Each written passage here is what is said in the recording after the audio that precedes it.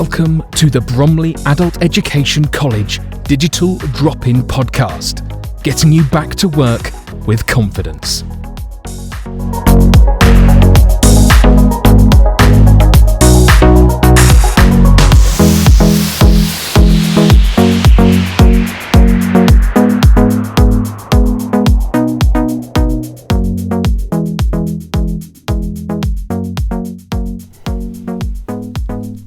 Hello, I'm Jill Collier and welcome to episode 22 of the Digital Drop-In Podcast.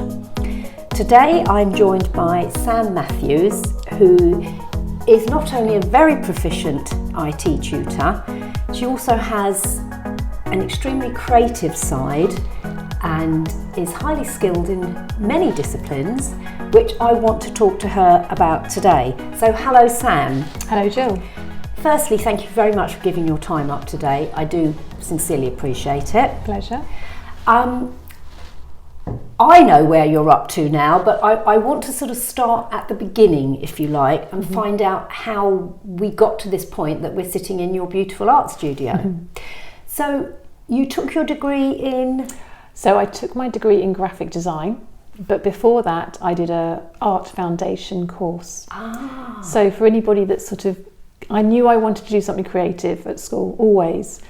And I had a very lucky teacher in the sixth form who knew the course. She knew which route to take. So I left school with my A-levels and went to a foundation art school, which was at the time in Maidstone. Oh, right. So I did a year there, and in that course we did everything. So I did a bit of fashion design, graphic design, photography, animation. How amazing! Yeah, so does that place still exist or not? So the college does, but I think it's been incorporated up now into West Kent College, maybe. Oh, right. I think so. Okay. I think it's part of that faculty now. So I had a year of doing lots of different things, lots of different disciplines, and in that year we were then encouraged to apply for a degree. So I wanted to do fashion design. I was intent that this was going to be what I did. I made my own clothes. I enjoyed like altering things, all that sort of thing. You're going to be the next Coco yes, Chanel. Absolutely, absolutely, flouncing around. But one of the tutors there, she came up to me one day and she said, "I think you should do graphic design." And I was like, "Really? Not sure." And she's like, "No, I can see you've got an eye for that sort of design instead." So I thought, okay then. So I applied to both routes, got the graphic design degree. So I went to Middlesex Polytechnic. Where is that? I'm sorry. So that's North London. It's going to say it's not Middlesex, is it? No, it's sort of, it goes around the edge of London. So I was at the Cat Hill campus, which is near Cockfosters. Oh gosh. Everybody knows Cockfosters. It's at the end of the Piccadilly line. So I was there, and then they've got other sites that did other things. Right. So I was there for 3 years, loved it, came out in the middle of a recession in 93 and worked in a pub for 18 months. Really? Yeah. Oh my goodness. So I couldn't get anything creative to start with. Anyway, so then I eventually landed a job in a corporate environment design group, design department, sorry. So the company itself were management consultants, and I was in the design department creating slide presentations using something called Claris Impact. No, never heard of it. Okay, Sorry. so that was the precursor to PowerPoint. Oh, really? Yeah, so that came along, but so I was, at one point they went, right, we're going to introduce PowerPoint to you all, and we all had to learn that instead. So it was Claris first.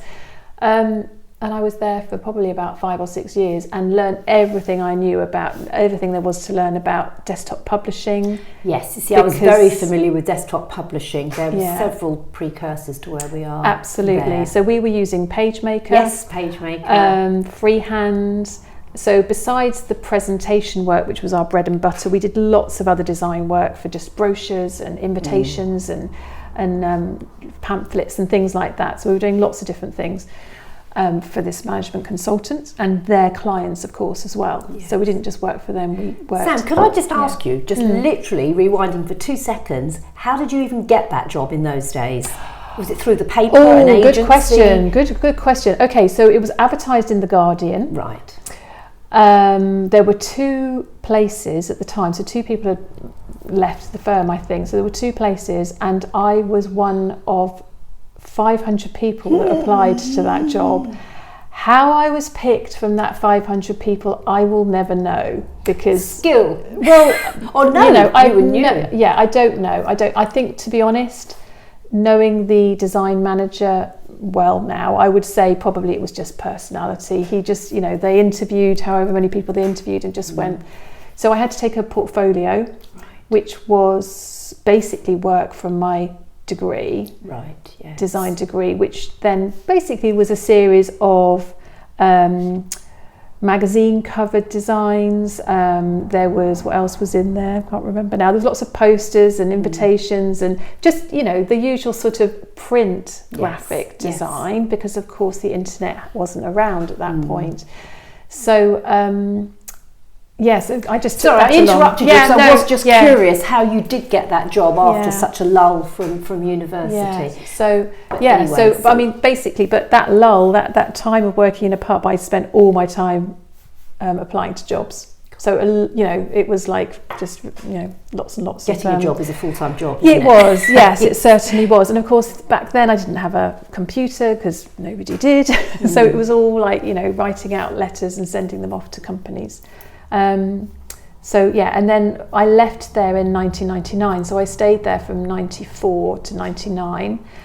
When I left there, it was around the time that the internet was starting to sort of blow up a little bit.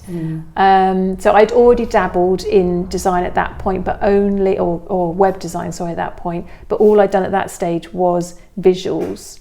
So I had created visuals for a lot of different not companies, but companies we were working for. It was things we were working on for them. They were then sent off to an IT person who then did all the HTML coding, for me and coding and everything. So all I'd done was like, okay, put a menu here and put a picture here, and I just said where everything was going to go. And then my next job, I was a design manager for funny enough, a training company. So, but it was financial training. So I was still in the corporate world. And I basically managed just a very small team, but during that time we sort of moved into the digital sort of world a little bit. We didn't train, it was all face-to-face training still at that point, obviously. But we wanted a website, we wanted a presence online, all that sort of thing. So I took myself off to night school and went to Birkbeck College, I think, in central London. So I went there 2 nights a week and learned how to build websites, basically. And then went back to my boss and said, right, I'm going to build you a website. So I did that one first of all, and that side of things evolved from there. Sort of just doing an evening class. So I only stayed there. I didn't stay there very long actually. And after that, I then moved to a series of contracted roles, so where I only stayed at places for 6 months or a year, contract at a time, doing specific jobs. And that's when things sort of started to really move, because I was doing a lot of web design stuff as well as print. I was still doing print, but I was being exposed to lots of different things, which was quite nice.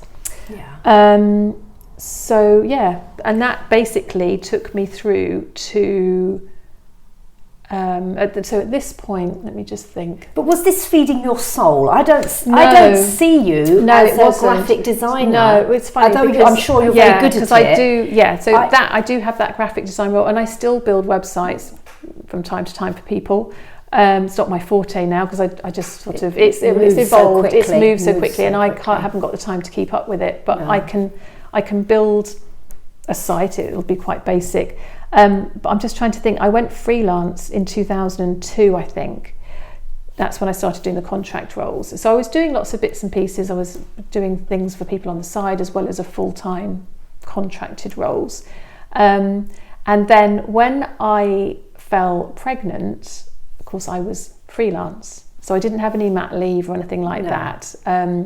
So I basically, after I had my first child, I then was working from home with him in a playpen going, this isn't really working very well.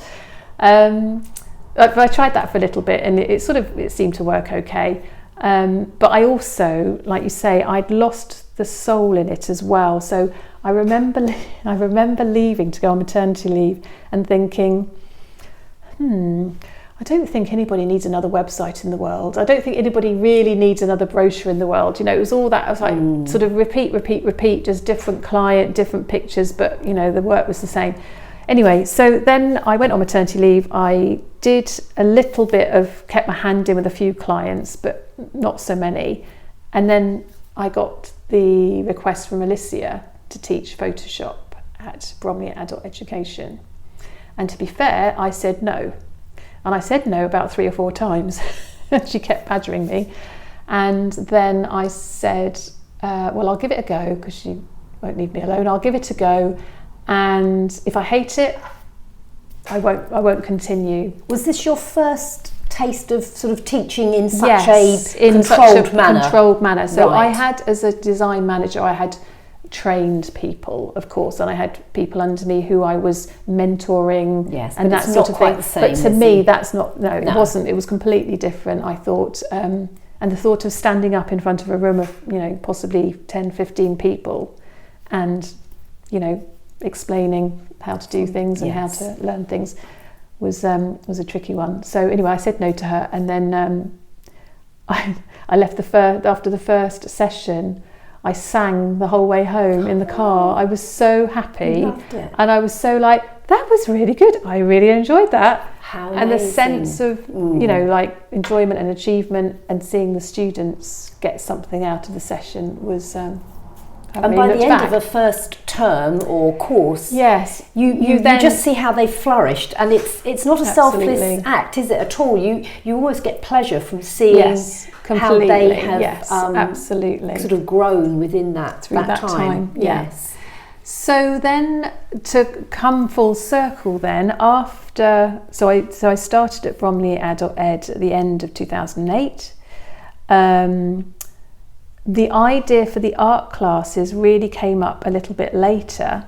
So I was still doing a little bit of design here and there. Alicia used to get me in to do all sorts of design little pamphlets and things for her. Alicia, just to explain, yeah. is somebody that used to work. What was It's a curriculum manager? Yes, was she? I think she was. So she was she my, knew your talents yes, anyway. Yes, and she was my manager.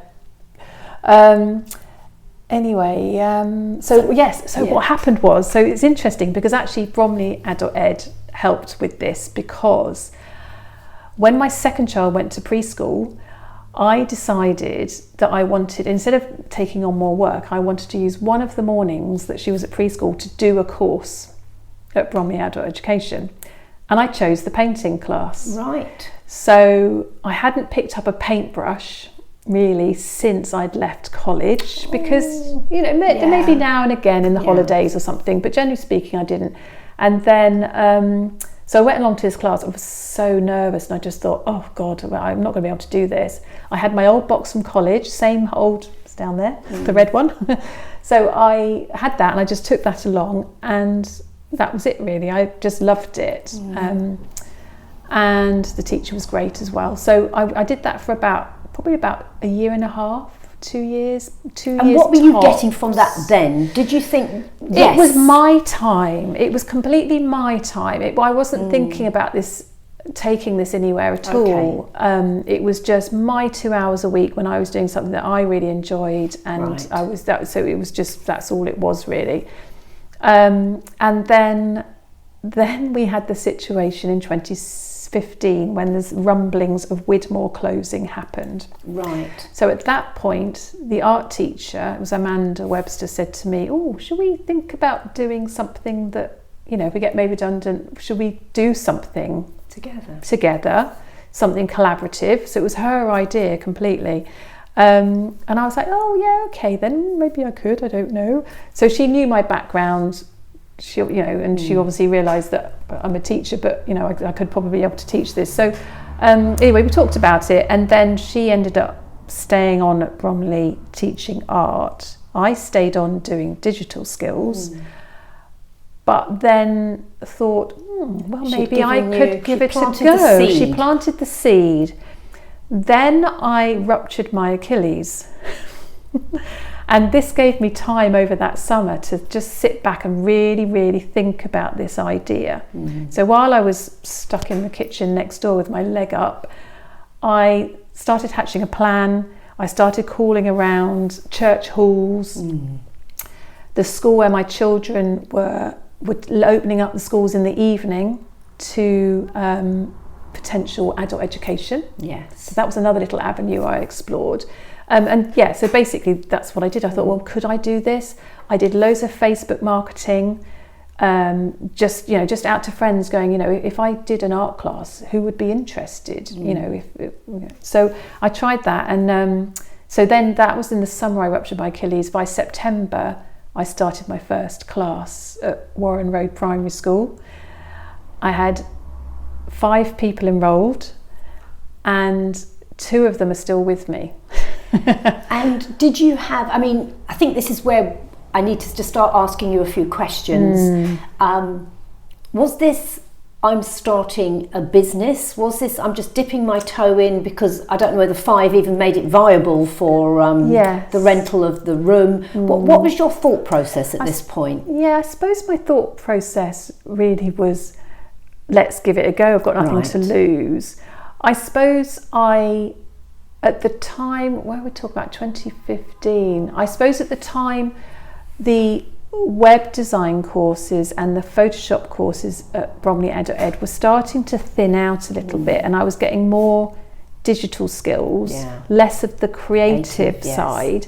And so I realised that if I was going to stay, I needed something else that was a little bit more creative. So I thought I'd throw myself in at the deep end with a paintbrush and try it out. I didn't really... Were you theming it, or how did you sell your first course? So good question. I can hardly remember, to be honest. I think. Don't worry. I wasn't sure whether it went in themes or So beginners So I decided that I wouldn't do a beginners intermediate because you're narrowing down the market where people go, oh well, I'm too advanced for that. So I just thought it was just a general. All ability class, and I still adhere to that. I still to this day, every class is an all ability class. And I think that's I can remember my mum going to art classes and saying that we thought her work was beautiful, but in the grand scheme of things, but that's what she said, there was always a mixed. I think it just works with the more kind of creative skills, doesn't it? I think it definitely you haven't got to measure yourself against somebody else, really. You're all on your own learning journey, aren't you? Everybody, it's a bit like doing yoga. You don't look at the person next to you on the next mat. You do your own. You might do, but you're doing your own practice, and it's your own mindful space, because it is really. It's your time to switch off and do something creative. And I probably teach each lesson as if everybody is brand new to it. So as I explain the process of how you approach a new painting and what my thought process is as I start to do something, that is the same every lesson. So I'll have people that will come in, sit down, and because they've been coming for a while, they perhaps don't need to listen to that. That's fine, they can just get on and start work. Other people will sit and watch my whole demonstration and then start their own version. So everybody can take from it what they need to. And I do get people that start and go, I haven't touched a paintbrush in 30 years since school, and I'm going to be, very rusty. And I say, well, just come along and try it, because you might. What I find is most people surprise themselves, and often create something that is amazing, bearing in mind they haven't done anything for such a long time, and they really surprise themselves. I would disappoint you, Sam. No, you really wouldn't. And also, the other thing that I've learned over the years, everybody is very critical about their work.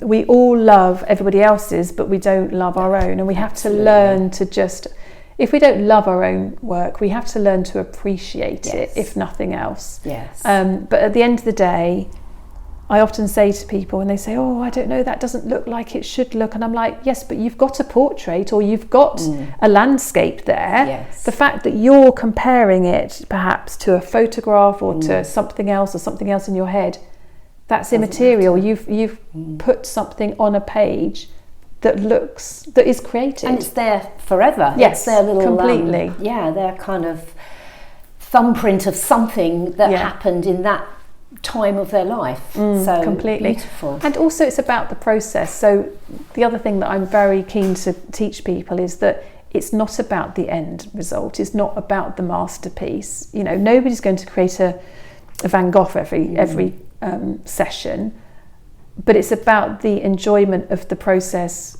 as, you know, that you're doing it, you know. And most people say to me afterwards, well, you know, it wasn't what I was expecting at the end, but I enjoyed enjoyed doing it. Well, that's good, because I'm very guilty of that. As soon as I start something, when I started running the London Marathon, I'm thinking, will I be finished soon? I didn't want to think of the 26.2 miles in between. You want to think about the end. If I started my landscape or whatever, I'd be thinking, oh, will it be finished tonight? Yes.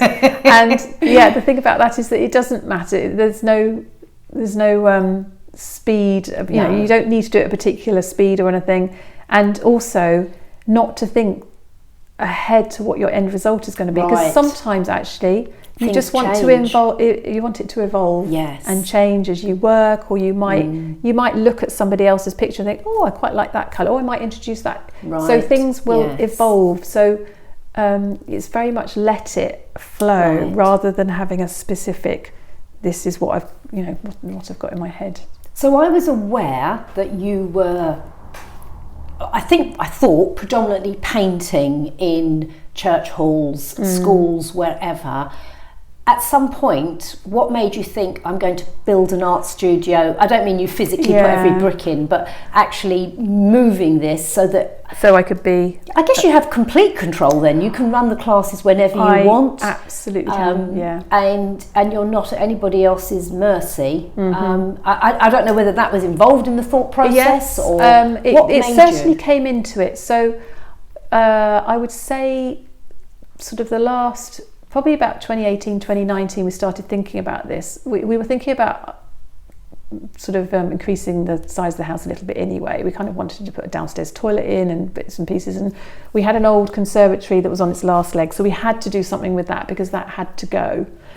And then at the time I was running probably about three art classes a week, 2 classes for children a week, plus what I was doing at Bromley Adult Ed, which was Wednesdays and Fridays, I think, at the time. Basically, on a Sunday night, I used to pack the car with about 10 different bags. One bag was going to one place, another bag was going to another place. Horrific, and I was just, it was exhausting me just trying to work out where I was supposed to be when, let alone what equipment I needed, and the amount of times I'd turn up and go, oh, I needed acrylic paint tonight. Oh, I haven't got it, it's at home. You know, or you know, it was getting a little bit confusing in that respect. So we had the idea of building something, and it was going to be probably a cabin at the end of the garden. We ummed and ahed about different ideas about that. You know, if I teach down there, do we need a toilet down there? All that sort of thing. And then in the end, we decided, well, actually, let's just put it on the house instead. So it's an extension to the house. So it can be it's sort of off the side, but it is part of it. It's got its own separate door, so it does feel separate in that respect. I can close the door to the house and I'm in here teaching, but it's also bringing people into your own home, or bringing people into your art studio that is within your within your house, or however you like to look at it.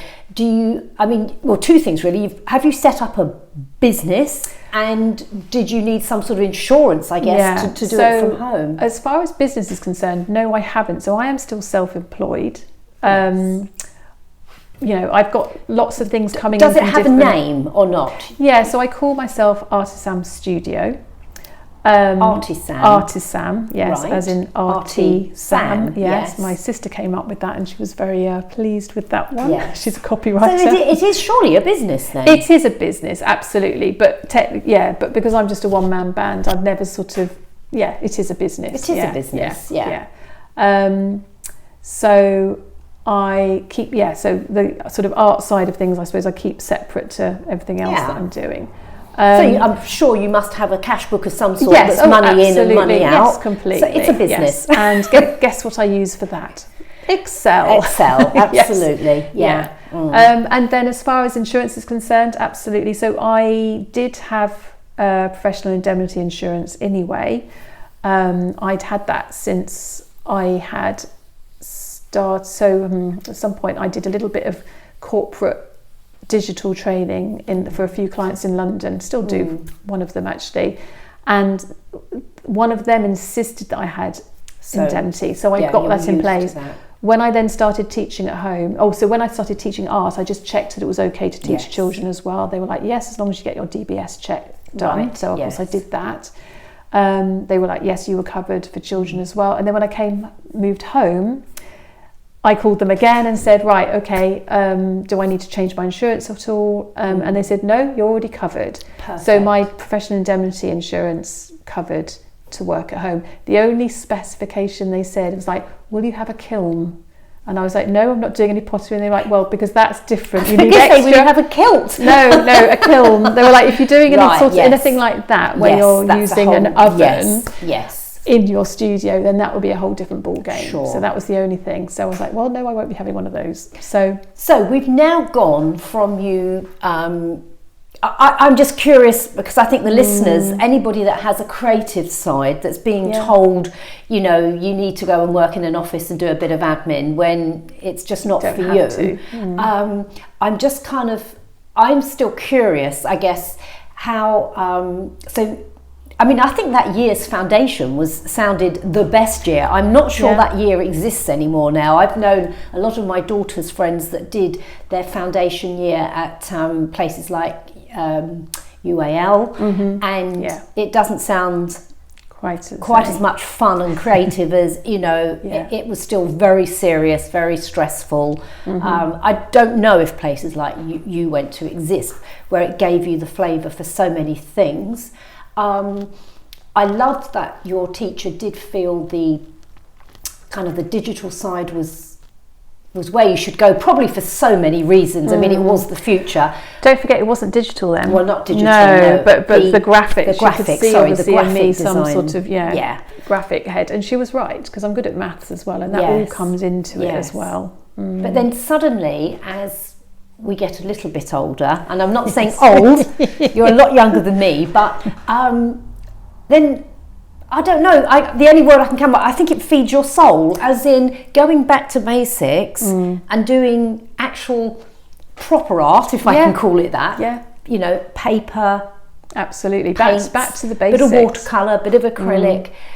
That, I think, must have fulfilled you in some way, surely. It really does, and creatively it absolutely does, because I found in lockdown, I did it slightly differently. So I didn't do online lessons, I did online videos. Right. So I did videos, loaded them up to YouTube, and then I sent them out to all my students, and they did it that way, just because some people had kids, some people did. I just thought trying to do a live Zoom lesson with them was just going to be impossible, because at the end of the day it's supposed to be their art time. Yes. So I was doing these videos, which I found extremely stressful because there was 4 of us in the house, all trying to share space. And so I would have to do all my videos at the weekend when nobody was working.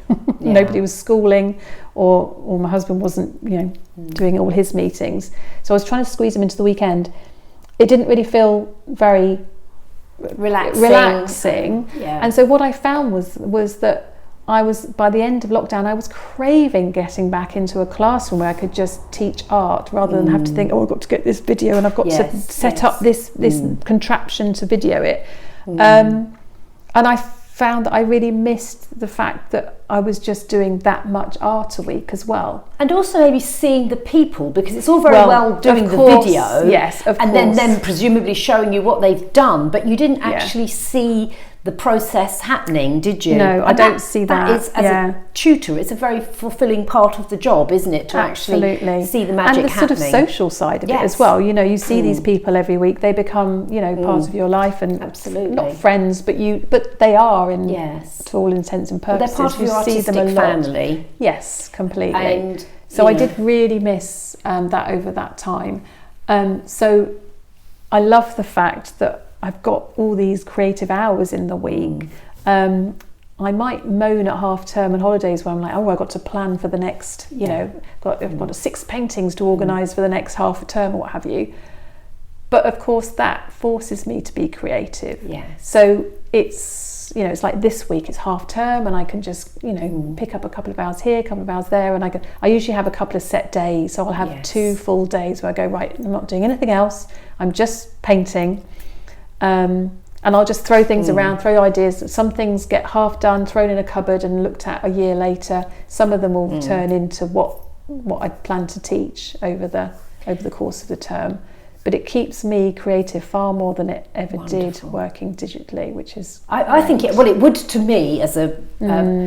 strangely, I'm a very creative person as well, but in a slightly different way. But I think now you've got your own studio, I think I'm right in saying you've kind of pushed the boundaries a bit more because you do lots of different things now, don't you? I mean, I think you're into the knitting, crocheting, maybe sewing machines, I don't know. It's all creative, isn't it? It is, absolutely. Yes. And what I found, so the art was going really well before we went into lockdown, and then of course it took a bit of a dive. And then while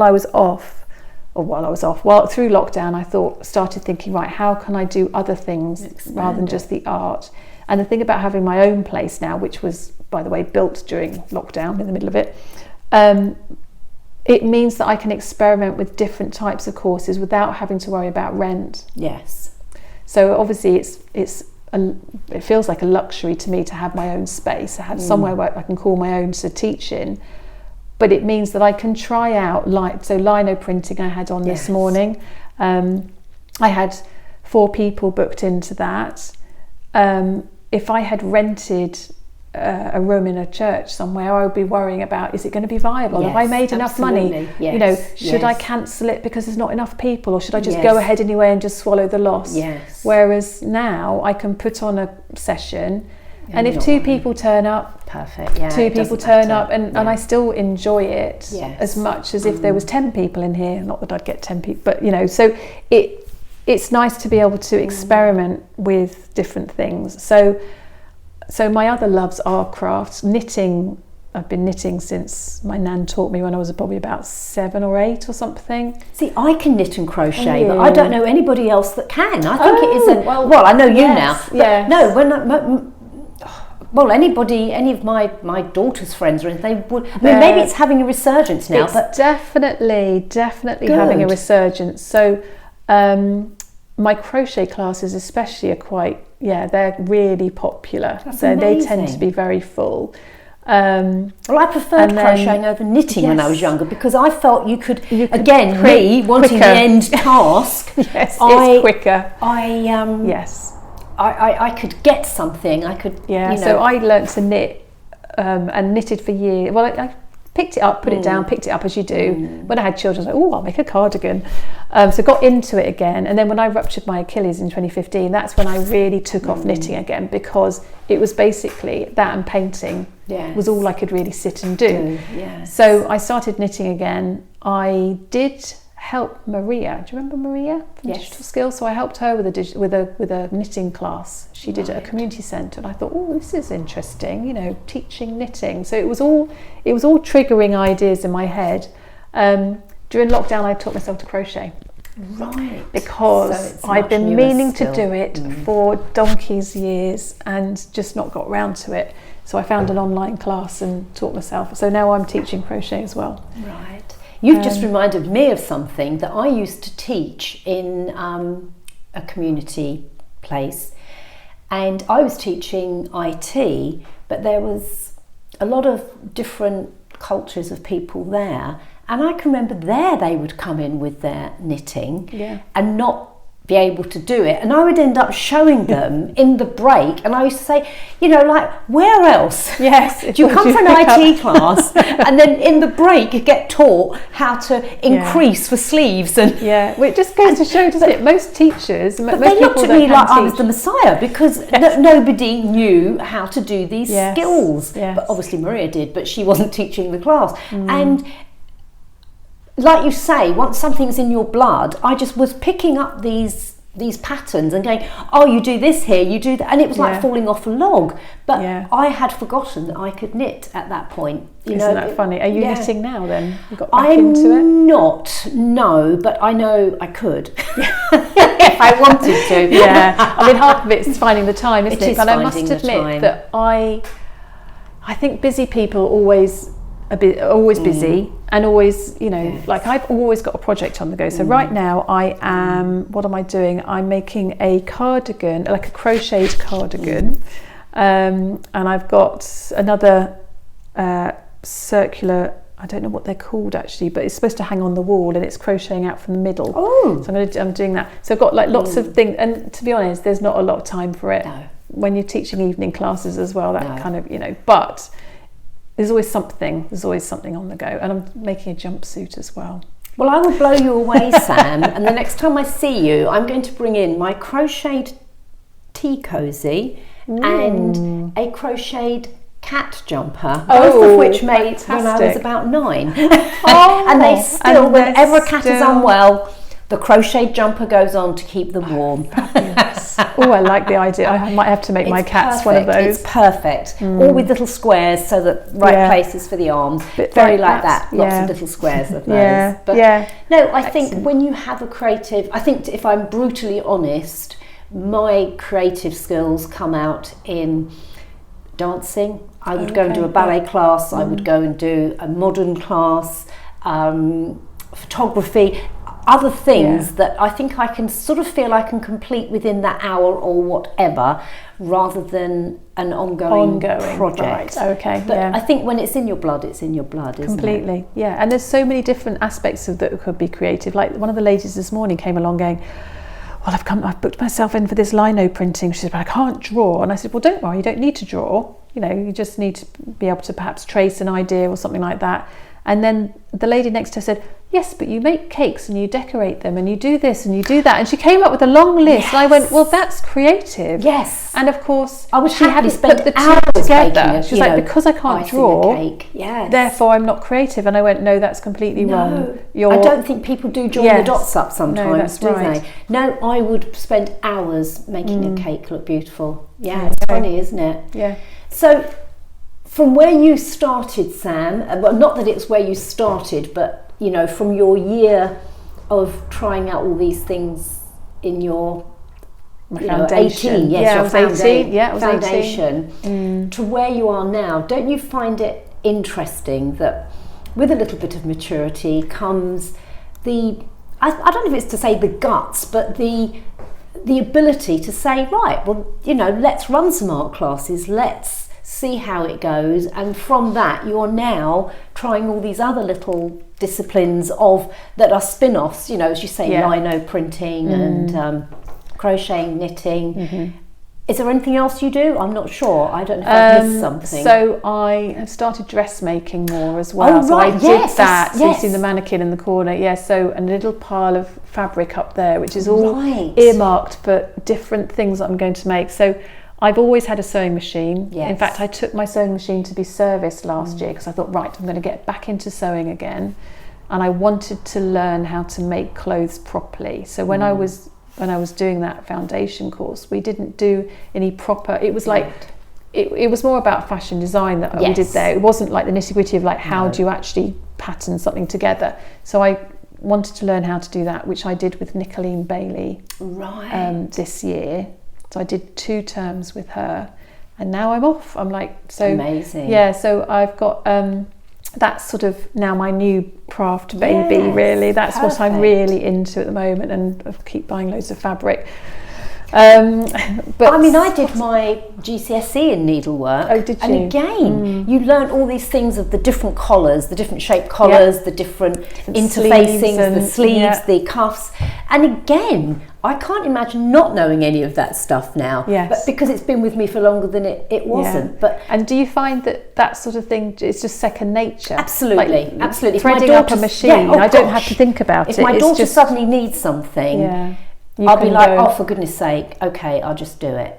And no, prom dress would be a bit much, but it's always something that she needed, that night when she's had months to prepare for it, and but yes, I would put all of those as life skills that one needs, but it's amazing But how many people don't know how to do it. Don't know how to do it. It's very handy, isn't it? Yeah. So you're helping the London Borough of Bromley and beyond upskill. Yes, absolutely. So they don't have to go to the dry cleaners. No, that's right. Spend a lot of money getting something taken up. Maybe once they know. Once they know that. Well, I think it's amazing, Sam. I sit here in this room and I think envious that you have created such a calm, lovely environment for people to come into and be able just to be with themselves and have their little time. I mean, again, we talk about mental health and all the things and all the stresses of life, and this just absolutely. I do have to pinch myself, so I do realise how lucky I feel actually that I have been able to create this space, because obviously otherwise I would still be carrying those bags every week to school and to church and what have you. So I feel incredibly lucky I've got this space, and also, to be fair, it has to be said, the support of a partner as well, who I'm probably quite entrepreneurial, and if he wasn't there I probably would have done something, but he's always there in the background giving me a shove, going no, go on, give it a go. So that's been really helpful as well, sort of having, because he's also a graphic designer by trade, so I can bounce ideas off him and say, what do you think this can work? And he'll always just go, well, give it a go. And now of course I can just give these things a go, but so the nitty gritty of this company that you don't think is a company or business that you don't think is a business, Artisam,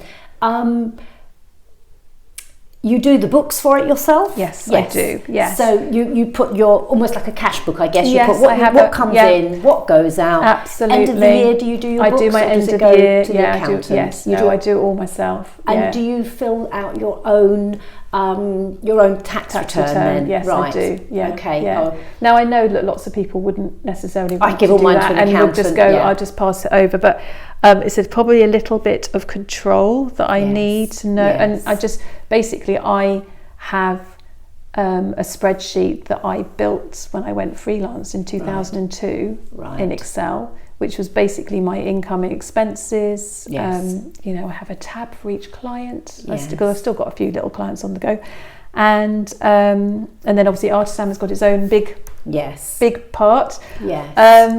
And so I'm constantly, all through the year, I'm constantly like, whenever anything comes in or goes out, I'm in that spreadsheet, updating it the whole time. I try and do mine monthly, but no, I'm very good at daily, weekly. No, not. I would say probably weekly. Oh my God, you are I so would good. say weekly.